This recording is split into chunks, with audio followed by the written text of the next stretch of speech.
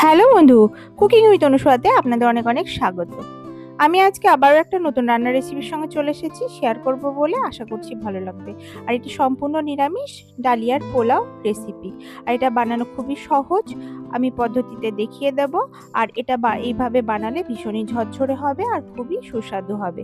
নিরামিষ দিনে এটা আপনারা করে জলখাবারে কিংবা টিফিনের খাবারে খেতে পারেন, মানে টিফিনে বাচ্চাদেরকেও দিতে পারেন। তো চলুন দেখে নিন। এখানে আমি কিছু পছন্দসই সবজি নিয়ে নিয়েছি, আর এখানে 100 গ্রাম মতো ডালিয়া আছে। এই ডালিয়াটাকে ধুয়ে জল ঝরিয়ে নিয়ে নিয়েছি, দেখুন এরকম করে। আর ডালিয়া হলো কিন্তু গমের ভাঙা অংশ। তো চলুন মূল রান্নায় যাওয়া যাক। এর জন্য ওভেন অন করে পাত্র বসিয়ে এর মধ্যে 2 চামচ সর্ষের তেল, 1 চামচ ঘি দিয়ে ভালো করে গরম করে নিয়ে এর মধ্যে হাফ চা চামচ গোটা জিরে, 2টো কাঁচা লঙ্কা চেরা দিয়ে ভালো করে ভেজে নিতে হবে। এবারে যে পছন্দসই সবজিগুলো আপনারা ব্যবহার করবেন সেগুলো দিয়ে দেবেন, আর এগুলোকে অতি ছোট মাত্রায় যেন কেটে নেবেন মাপে করে। তো এখন ভালো করে নাড়াচাড়া করে একটুখানি ভেজে এর মধ্যে কিছু কিশমিশ আর কিছু কাজু বাদাম দিয়ে দেবেন, দিয়ে ভালো করে এগুলোকে ভেজে নেবেন। এমন সুন্দর করে ভাজবেন যাতে এখানে 50% কুক হয়ে যায়।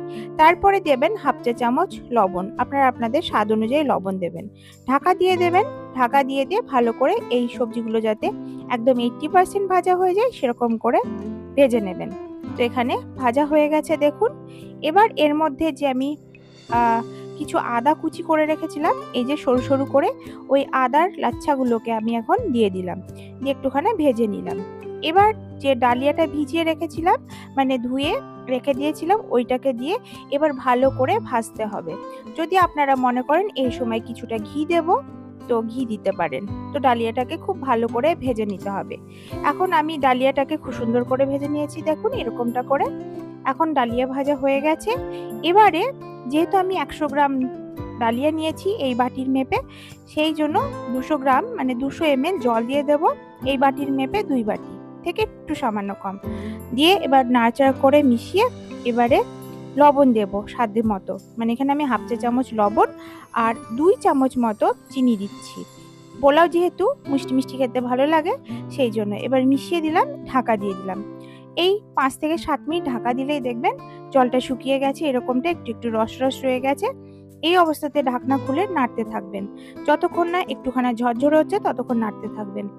এবারে দিয়ে দিতে হবে, যদি থাকে তাহলে পুদিনা পাতা কিছুটা, কিছুটা চেরি আর কিছুটা কারি পাতা, এগুলোকে সব দিয়ে দিচ্ছি। আমাদের গাছের কারি পাতা ভীষণই ফ্রেশ, এগুলোকে দিয়ে দিচ্ছি, যদি থাকে তো দেবেন। এবার ভালো করে নাড়াচাড়া করে যতক্ষণ না মানে আরেকটু ঝরঝরে হচ্ছে ততক্ষণ নাড়াচাড়া করে ভাজতে থাকতে হবে। এবার একটু একটু রস রস আছে, এই জন্য 5 মিনিটের জন্য ঢেকে রেখে দেবেন, ফ্লেমটাকে অফ করে। দেখবেন একদম রসটা টেনে গেছে আর একদমই ঝরঝরে হয়ে গেছে। তো দেখুন কতটা সুন্দর ঝরঝরে হয়ে গেছে। এবার গরম গরম পরিবেশন করুন এই ডালিয়ার পোলাও। একদম স্বাদ অন্যরকম, ভীষণই সুস্বাদু আর ভীষণই মজাদার খেতে। আশা করছি ভালো লেগেছে। এবার পরিবেশন করে দিই। তো চলুন আমি একটা প্লেটে পরিবেশন করে দিচ্ছি। তাহলে বন্ধু এইভাবেই কিন্তু ডালিয়া রান্না করে খেয়ে দেখবেন, দেখবেন ভীষণই মজা লাগছে। আর এই স্বাদটা একদমই অন্যরকম সুন্দর খেতে, নিরামিষ দিনে একদম মুখে স্বাদ ফিরে আসবে। তাহলে নেক্সট আরেকটা রান্নার রেসিপির সঙ্গে দেখা হচ্ছে বন্ধু। তো ততক্ষণে দেখতে থাকুন আর আমার সঙ্গে থাকুন। আর এই ডালিয়াটা নিরামিষ দিনে মানে কোনো পুজো পাল যদি করে থাকেন তাহলে পরে মুখের রুচি পরিবর্তন করার জন্য অবশ্যই বানিয়ে খাবেন, দেখবেন ভীষণই মজাদার লাগছে। তো আর একটা রান্নার রেসিপির সঙ্গে আবারও দেখা হচ্ছে, ততক্ষণে দেখতে থাকুন আমার সঙ্গে থাকুন। ভিডিওটি সম্পূর্ণ দেখার জন্য আপনাকে অনেক অনেক ধন্যবাদ। টাটা।